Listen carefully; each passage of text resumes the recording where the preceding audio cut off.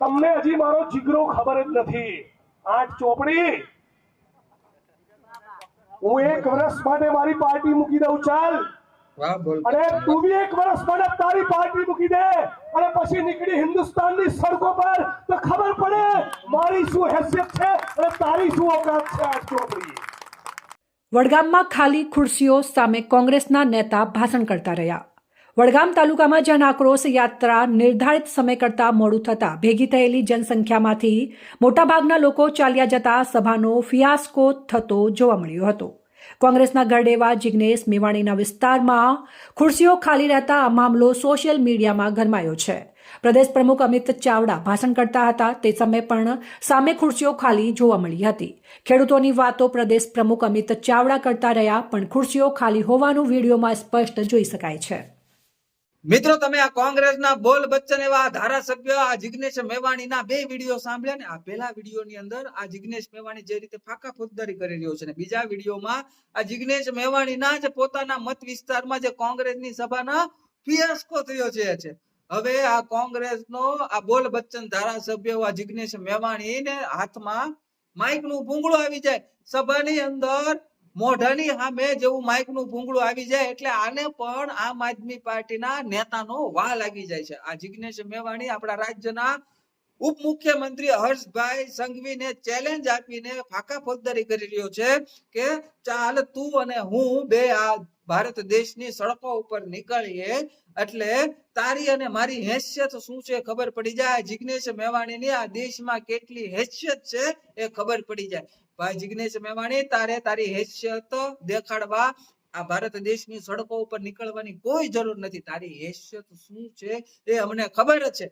તારી હેસિયત તારા જ પોતાના મત વિસ્તારની અંદર જે આ કોંગ્રેસની સભામાં ખુરશીઓ ખાલી છે ને એના ઉપરથી ખબર પડી જાય કે તારી હેસિયત જિગ્નેશ મેવાણી કેટલી છે.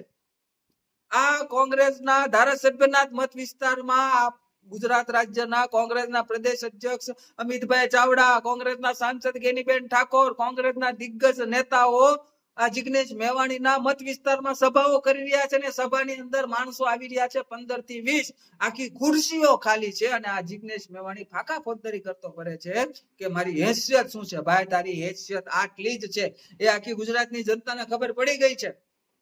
અને સાંભળ, તું કદાચ આ ભારત દેશની સડકો પર તારી હેસિયત માપવા માટે થઈને નીકળે ને તો તને જે સમર્થન આપે ને એ સમર્થન આપનારા લોકો કેવા હોય છે એ હું પણ તને જણાવું. એ તારી જેવી જ વિચારધારા ધરાવનારા અર્બની નક્સલીઓ જે સોચ ધરાવે છે અર્બન નક્સલની, અને તારી જ જેવા જે વામપંથી વિચારધારા ધરાવે છે, તારી જ જેવા જે હિન્દુ સનાતન ધર્મ વિરોધી વિચારધારા ધરાવે છે ને તારી જ જેવા આ દેશને ટુકડે ટુકડે કરનારી ગેંગના સભ્યો જ તને સમર્થન આપે. અને તારી જે હેસિયત માપવા વાળા લોકો છે ને એ આ બધા છે અને આને આખો દેશ જાણે છે કે આ લોકો કેવા છે.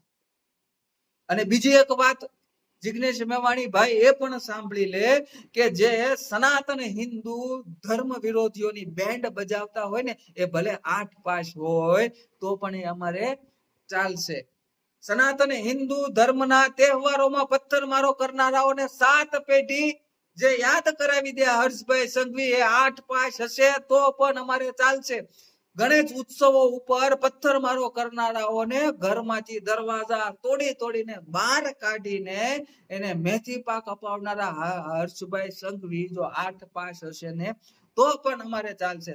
તારી જેવી અર્બન નક્સલી વિચારધારા ધરાવનારા લોકો, વામપંથી વિચારધારા ધરાવનારા લોકો, સનાતન હિન્દુ ધર્મ વિરોધી વિચારધારા ધરાવનારા લોકો, આ દેશને ટુકડે ટુકડે કરનારા લોકો, એના સભ્યોને જે મેથી પાક અપાવે છે ને આ હર્ષભાઈ સંઘવી ભલે 8 પાસ હોય તો પણ અમારે એ ચાલશે.